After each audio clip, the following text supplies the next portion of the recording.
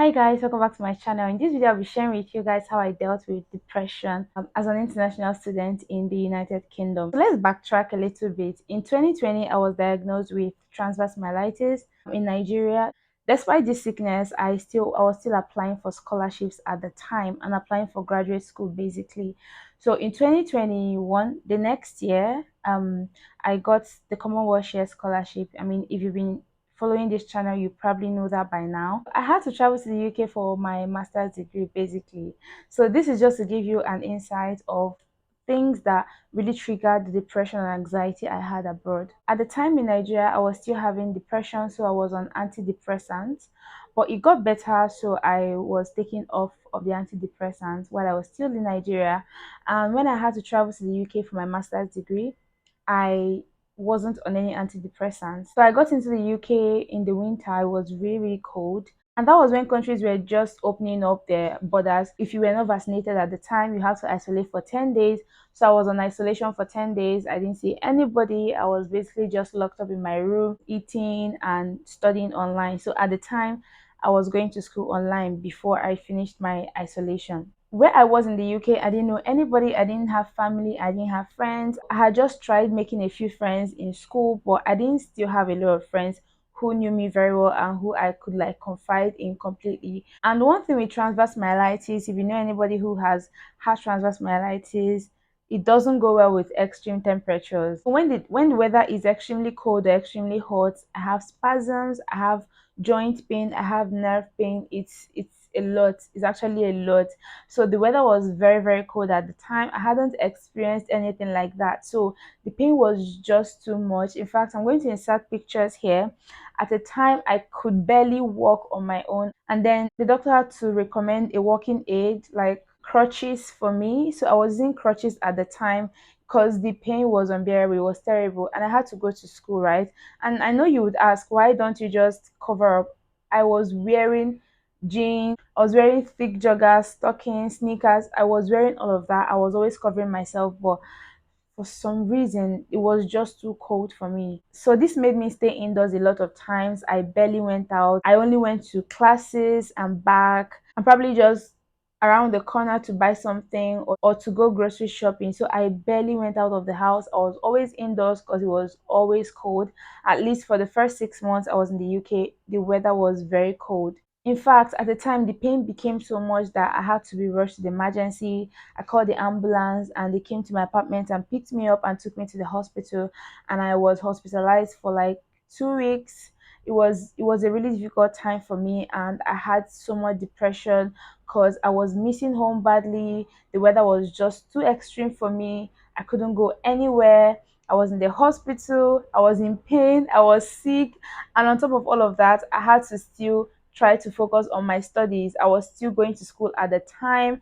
It was a lot. It was actually a lot. So I was really depressed. I was lonely. I had anxiety. So the doctors had to put me on other medications to help with the pain, with the depression and everything I was going through. This continued for a while and I gained so much weight. My face was so chubby and I just lost interest. I didn't want to go anywhere. I didn't This actually affected my social life and activities at the time because I barely went out, I barely traveled, I barely explored anywhere. I managed to visit a couple of places, I managed to do some activities too. So it's safe to say that I didn't really explore the UK while I was in my master's because I was basically just sick. I was sick. And you know how it is with the deadlines, coursework, and assignments. I had to meet all these deadlines here and there. And I was also a course rep in my department. So it was just a lot of responsibilities, meetings here and there. I know that this is something that is common with international students in the UK dealing with depression, dealing with anxiety. Most times you see people crying, you're literally like, why are you crying? And they can't just explain why they are crying, but they are just crying. They are asking themselves if they made the right decisions by leaving home, leaving everybody they know, and coming over to the UK to start life over or to just study or to be away from home for like a period of time. So it's never easy for anybody. Some people actually speak up about it, while some people do not speak up. Trust me, you don't necessarily need to have an underlying health condition before you experience depression as an international student abroad. It happens to the best of us.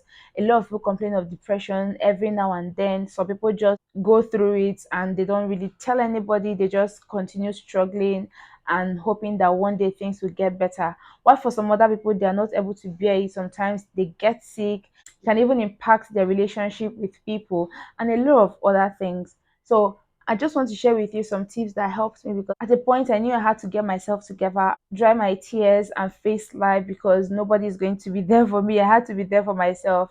I had a few people who encouraged me every now and then, who would look out for me, and my family also played a pivotal role because they're always checking up on me and making sure that I was okay. So here are some tips that I would share with you that really helped me through depression and loneliness and anxiety as a student. The first was constant communication with your family back home. I would highly recommend, if you have family members of you, if you have siblings or very close friends that are back home, always make out time to talk to them. I was calling my family every day. I would spend hours on the phone with them. So I would suggest that you always reach out to family members back in your home country. Call them on video, cry. If you want to cry, cry. Listen, I cried over the phone with my dad a lot of times. I can't even begin to remember how many times my dad heard me cry. I was crying like a baby. In fact, that year of my master's degree, I don't know if I had cried in my entire life like I cried that year. And crying is just a way of like releasing all the emotions. I was always crying, calling my dad every day, calling my mom, calling my siblings, calling a few of my friends who really knew what I was going through. Because you know, the funny thing is that some people think that when you leave home or go to a developed country, assuming you move from a developing country to a developed one, some people assume that things are going to be perfect, that oh, everything is rosy, you have constant electricity, you have constant water, you have constant internet, you shouldn't have a problem. That is not true. People abroad go through a lot of anxiety because they're basically there, back home where I'm from, Nigeria, we live a communal life. You know your neighbor, you interact with your neighbor, you can see someone on the street and you make friends with them, and you're like, oh, you're gisting. You can enter a public transport and you immediately start discussing and talking with people around you, sitting beside you. But it's not like that abroad. Abroad, everybody minds their business. Your neighbor might not even know you. And funny enough, it was so bad that I stayed in a shared flat. So I had like five other flatmates who were living in the same flat with me. And the day the ambulance came to pick me up, guys, some of my flatmates were around. They saw when the ambulance picked me up. But the funny thing, all through the 2 weeks I spent in the hospital, they had my number. Nobody called me.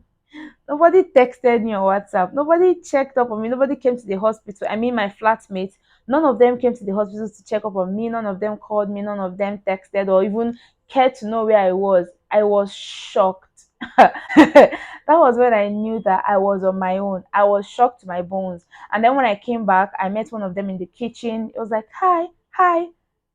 I was like, are you not even going to ask where have you been? How are you doing? Are you back?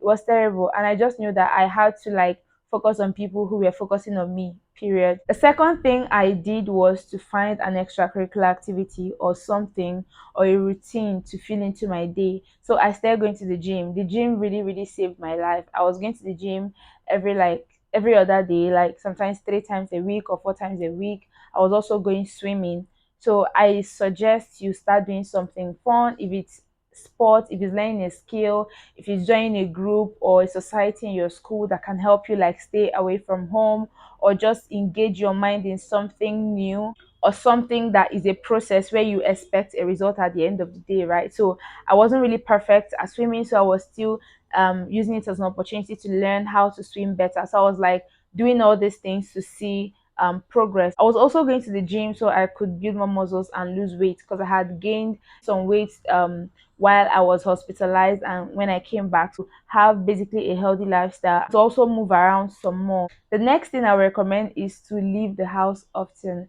I know when you're depressed and lonely, you just want to be by yourself. You want to shut the whole world out and just sulk in your bed and cry your eyes out. But trust me, that doesn't really help a lot because you will have extra time to think and think the worst of your situation. If you have friends, encourage them to pull you out of the house. So I basically tell my friends, please remind me to go to the gym, remind me to go swimming, remind me to leave the house. So remind them to pull you out. You can go on an evening stroll, you can just visit them. It's even okay to go spend like the weekend at your friend's place. If you have family, you can just travel and go visit them. Try to leave the house as often as you can. Don't always stay at home. If you are on school break, then this is a perfect opportunity for you to like go to another city, just explore, or just book an Airbnb for like 2 days. Or you can just host a picnic and just go out with a few of your friends, go see a movie, just go explore some new restaurants and try some new food. It really helped you a lot. So I started going out some more. I started taking more strolls. I started trying to like get to know my city. And at that time, I was doing an internship, so it helped me leave the house a lot more. The fourth tip I would highly recommend is that you talk to a healthcare provider. I think you should go to your GP if you think you're having severe depression, and you can be put on antidepressants, or you can go to therapy. It's not okay for you to just try to sort everything out yourself. Sometimes you also need medical attention. So I would advise that you talk to your GP about it. They can recommend some things for you. If you have an underlying health condition, then they can treat you urgently or look for ways to manage it so it doesn't impact your personal life or your daily activities so much. Also, if you don't have any underlying health conditions, they can easily just put your medications, or you go for therapy, or they find a way to help you out basically. So seek medical attention is really important, because sometimes you cannot do this on your own. The final tip I would give is to pray about it. If you're Christian, you know how important prayer is, and sometimes there is nothing in this world that can give you hope. For me personally, at a point, the medications I was taking were not working, nothing was working. I was just hopeless. At that time, I was just hopeless. I was devastated. I was like, what is the point of even living? At some point, I had suicidal thoughts. It was just a lot going on. But I was always praying about it, because I know that when there is nothing in this world to give me hope,